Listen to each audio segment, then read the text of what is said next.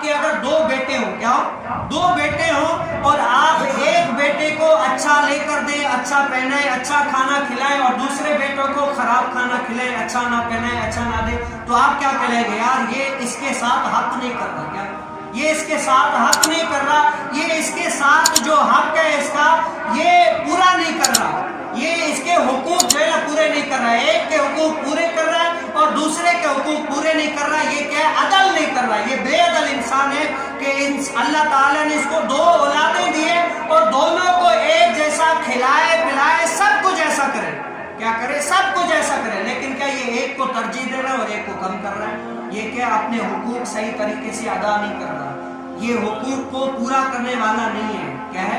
اور مسلمان کا ہر کام کیا ہے؟ مسلمان کا ہر کام اللہ عز و جل کے لیے، اپنے بچوں سے محبت کرنا اللہ کے لیے، اپنی بچوں کی امی سے محبت کرنا اللہ کے لیے، اپنے ہر کام میں اللہ کے لیے، اپنے گھر جانا بھی اللہ کے لیے، اور اللہ تبارک و تعالیٰ کے ہر کام، ہر چیز جو ہے نا انسان کی اللہ کے لیے، رضا کے لیے، ہر کام، چاہے بیوی کو کھلائے، حدیث میں یہ بھی ہے اگر بیوی کو گھر والوں کو کھلاتا ہے، اگر اللہ کی رضا کی نیت ہے تو ثواب ہے، ورنہ نہیں ہے، یہ ہے۔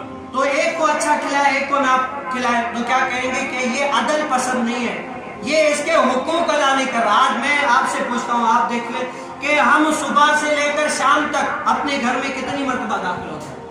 کبھی گنتی کی ہے؟ نہیں کی، میں نے نہیں کی۔ کیوں؟ اپنے گھر میں انسان بے دھڑک جب بھی چاہے جس ٹائم چاہے داخل ہو سکتا ہے، گنتی کا کوئی ہے ہی نہیں نا، گنتی کر ہی نہیں سکتا، کیونکہ اپنا گھر ہے، کوئی روک تو ہے ہی نہیں، منع کیوں کرے گا؟ اپنا گھر ہے، جا سکتے ہیں۔ لیکن اگر دیکھا جائے اللہ کے لیے نا ثواب ہے، تو یہ دیکھ لیں کہ آپ اپنے گھر میں کتنے مرتبہ داخل ہوئے ہیں، کتنی مرتبہ گئے ہیں، اور اللہ کے گھر میں کتنی مرتبہ گئے ہیں۔ آپ اپنے گھر میں کتنی مرتبہ گئے ہیں اور اللہ کے لیے اللہ کے گھر میں کتنی مرتبہ ہے؟ حالانکہ اپنے گھر میں زیادہ جاتے ہیں، گنتی کا کوئی شمار نہیں ہے۔ یہاں پر اللہ تعالیٰ نے فرمایا صرف 5 مرتبہ آ جاؤ، 5 مرتبہ، گنتی بھی بتا دی، زیادہ نہیں آؤ، 5 مرتبہ آ جاؤ، صرف 5 مرتبہ۔ لیکن میں اور آپ دیکھ لیں کہ اگر ہم وہاں پر ایک بچے کے حق کو ادا نہ کریں تو عادل نہیں کہلاتے، حقوق کو ادا نہیں کرتے۔ بتاؤ ہم اپنے گھر میں اتنا جا رہے ہیں، اللہ کے گھر میں نہیں آ رہے، تو بتاؤ ہم عدل کر رہے ہیں؟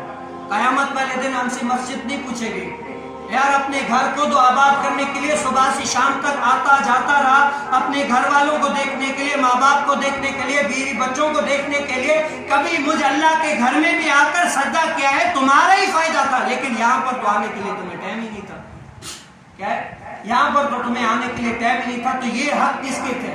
اگر گھر میں جانا تمہارے لیے حق ہے، جا سکتے تو یہاں پر کیوں نہیں آ سکتے؟ سب کچھ کر سکتے ہیں، لیکن کیا انسان جو ہے نا، انسان ایک غافل ذات ہے، اگر انسان اس کو نہ کرے نا تو یہ کیا کہلاتا ہے کہ یہ اپنے حق کو پورا کرنے والا نہیں۔ آج ہم دیکھ لیں ہمارے بزرگان دین ہمیں کیا طریقہ سکھا رہے ہیں۔